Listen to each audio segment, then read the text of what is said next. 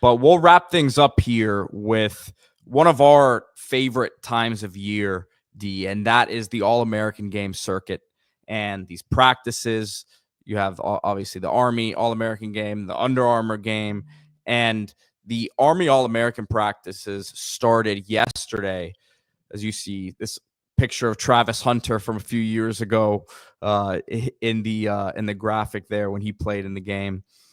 But these are always great ways. They're level playing fields, right? These guys aren't in pads in these practices, but this is the last time that they get in front of these evaluators, and it gets competitive because they're battling to help themselves in the rankings at the end of the year, which, look, everyone can argue how much these star rankings matter, but to these kids, it does matter. It's a point of pride, right?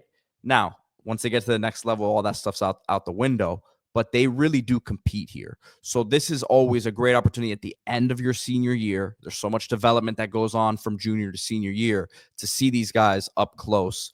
So just wanted to get into some of these top performers from people that have been out there practices. We obviously haven't been out there, but have had a chance to look at some of these clips and some impressive stuff all around. Yeah, so let's start with Elijah Griffin, right? This is the number three overall player in the country. Certainly not a sleeper. Somebody that we've watched for a while because it's been so obvious this guy was a top player. He did not play the best competition in Savannah, small private school. He dominated it, but you didn't see him going against the absolute best. So taking a guy like this who's an obvious physical stud and putting him against players that are hit close to his size, to me, is very, very interesting. And he's done exactly what he's supposed to do, being named the top performer of the day by On3. Just a fluid athlete, incredibly coordinated for a bigger guy. His balance is outstanding. Makes a lot of plays in the backfield. He's physical as well. He can knock you back. He's just a big body, not a lot of fat on him. He looks the part. But I think his game, when I say finesse, I don't mean finesse in terms of soft. I mean finesse in terms of he can go around you so smooth because of that coordination and because of that just overall athletic ability. And I think the fact that he's continued that dominance and he was extremely productive in high school, which not, some of these 5-star, 4-star defensive tackles are more traits than production. This is a guy that's both, and now you're seeing it against great competition. So good sign if you're a Georgia Bulldogs fan to see Elijah Griffin be the top performer day one. He is someone who could be a day one contributor. Now, look, defensive tackle is a hard position to play early, but this is a different kind of player. And look, if I'm comping him based on what I've seen, I'm competent to a guy that I saw when he was down here in Florida, and that is Jalen Carter, the Floridian who went up to Georgia and ended up being a superstar there, of course, now with the Philadelphia Eagles. The same coordination, fluidity, great body type. I see a lot of similarities between Carter and Elijah Griffin. Yeah, that flexibility is ridiculous at that size, the fluidity, the way he drops his hips. You saw him, moving around those cones, and it's incredible stuff at that age and that size. The next guy, who we already kind of referenced a moment ago, talking about his brother Mekhi Hughes, Naeem Offord at cornerback.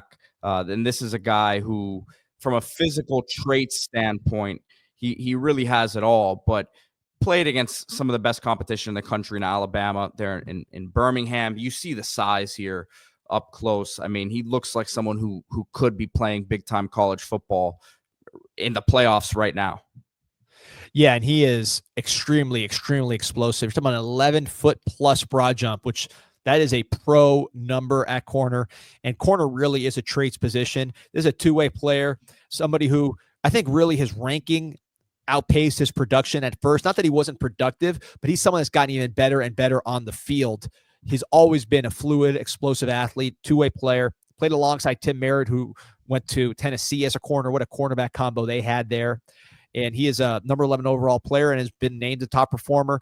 Again, this is not one thing about these all-star games is not everything translates, right? It's hard to judge who the best linebackers and running backs are. We'll talk about one in a second, but this is really more of a showcase, in my view, for tackles and ends because they're going one-on-one, and then wide receivers and corners because they are going one-on-one, right? So when you see this guy covering the top receivers in the country at the Under Armour, it means something because you can't see the tackling, but you're seeing, press, you're seeing the fluidity, the back pedal, the change of direction, the instincts. I mean, that's there. That doesn't change that much to the college level and to games. So you're seeing his one-on-one coverage ability.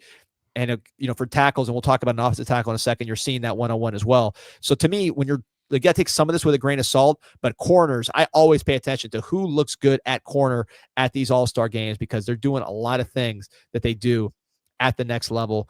And for Naeem Offord, a tremendous start here as the top corner at practices. Oregon is getting a really, really talented corner there. Yeah, without a doubt. And you mentioned that we'll talk about a tackle here, and that's going to be Michael Fasusi. I mean, talk about physical freaks, which is what everyone wants at the highest level here at those tackle spots. And I think tackles can really get exposed easily in these one-on-one settings where there's no pads. Yeah, you can get your hands on these faster, lighter, quicker defensive ends, but without the pads, it doesn't really play to these big tackles strengths necessarily. And when you see some of the stuff with Fasusi, and you see how smooth he looks out there, as this tweet mentions. I mean, this is, I'll pull up some other stuff, but you see the size there, you see the movement, and then this is just, this is very basic stuff, but right there you see how he gets into his stance and he's moving. Yeah, and this is a physical freak to the bone. I mean, Fasusi is originally from Nigeria, grew up playing soccer, then goes to the Dallas area. A lot of people of Nigerian descent in that area. I know you recruited that area, Pete, when you were an agent, and this is exactly what the doctor ordered if you are Oklahoma, a team that's been built on offensive line play for the last, 10, 15 years. And then you've gone through a period now where you had the worst offensive line probably in the SEC this year. That's just not like Oklahoma. So you add a guy like Fasusi with incredibly long arms, that soccer footwork. Number 11 on 247's freak list. So it tells you about some of the athletic ability. It's 31 and 7-inch vert. He front squatted 405 pounds 3 times. On the track, 52 and 2.5-inch shot put, 155 5-inch discus. So the throwing ability, the power right through his hands. Number 13 overall player in the country. But this is somebody, look, a lot of times you see these guys, they're ranked that high because of traits. And you put them against top competition and they look out of their depth. For him to already be able to hold his own against some of these top guys before he even gets coached there at OU, I think is a very, very positive development, because the physical stuff is there. You don't expect to be perfect. You just don't want to look like a total fish out of water. And to be a top performer, you're feeling pretty good if you're OU, because you absolutely need this guy to hit. Yeah, and you see, I mean, again, this is just, it's limited stuff in terms of movement, but the coordination at that size is so impressive, and the footwork looks really good as well. Yeah, Pete. I mean, you're a soccer guy, man. I know you're big into African soccer as well. So no, and I mean, look, I've represented a first round tackle, right tackle in the NFL, and Titus Howard, and the footwork technically, obviously, who he's going to Oklahoma, but when he gets there, there's going to be work to do. But he's got what it takes in terms of the ability to do it. Yeah, and he's going to get great coaching there. So that to me is one to watch as the week goes on. Sometimes these guys start slow and then build up, especially the raw, more athletic guys. So maybe he has even more in the tank just from this set of practices alone. So that's one to watch as the week goes on. See if he keeps ascending and maybe makes a push to be a top 10 overall player in the country. And then the last guy we'll highlight here, I chose him, D, because he was a little bit off the radar to me. And after watching some of his highlights from Huddle, right? And then when you see a linebacker who stands out in these practices, it always says a lot to me, because those guys sometimes, again, in these practice situations, can be overmatched athletically. And Caleb Burns is a guy on his way to Baylor, another program we spoke about earlier in today's show, who really stood out to me, as I'm going to pull up his Huddle here. Yeah, the thing that jumped out, he listed 1:800 meter. You could kind of see that here on his Huddle, and that's something that was talked about from On3, just seeing him move around. The athletic ability, that's what's going to stand out in an all-star game setting when you're not out there running and thumping. But this guy, Baylor's known more so under Matt Rule, but Aranda is no stranger to this type of recruiting as well. They're known for getting very, very good athletes, right? Guys that can run. This is a track runner. You see it on the field. And when you have a linebacker that actually plays linebacker, he's not a conversion guy that can already run, is already productive, and look at that burst, man. And then the balance to finish. A lot of guys just jump on that ball. He picks it up and takes it in stride to the house. I was shocked to see this guy as a low 4-star, high 3-star when you watch the tape. And I think Baylor really, really got a steal. And this is the kind of guy that Baylor needs, man. Baylor needs a player who the Texas schools missed that has spectacular traits. You see, those guys used to go to TCU. They used to go to Baylor. Well, right? Jalen Petrie. I'm getting Jalen Petrie vibes from this guy. Yeah, obviously different position, but Texas has got a lot of guys, man, and there's always guys that can run. Maybe they're a little small, and this is not a small player, but he's not 6'3", 240. Well, listen, this is how Baylor used Petrie a lot of different ways defensively, and I think they're not too far off in size. He's probably a little bit bigger than him, but no, he's a versatile type of defensive player, man. And you see him bend. His bend is nice, man. He can get around there. Look at that. I mean, that's not just speed and size. That's pass rush to be able to bend and get around with that sort of efficiency. And then look, that's just straight linebacker play right there, off ball linebacker play, running through the tackle. I was shocked when I saw his name. I'm with you. I had seen it, but I didn't really, pay much attention to him as a recruit.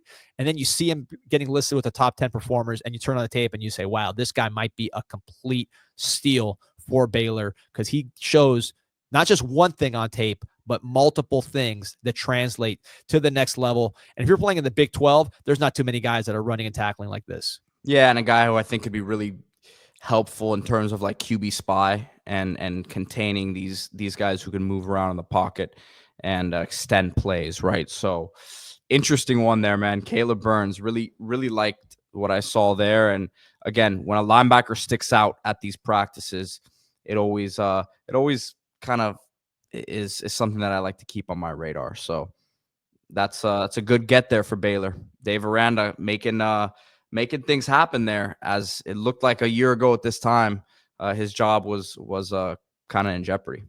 Yeah, no, the momentum. So him and Napier, man, the momentum shifted tremendously, and hope it keeps going, man, because you want to see that program succeed and continue to build and give you another interesting program there in the Big 12.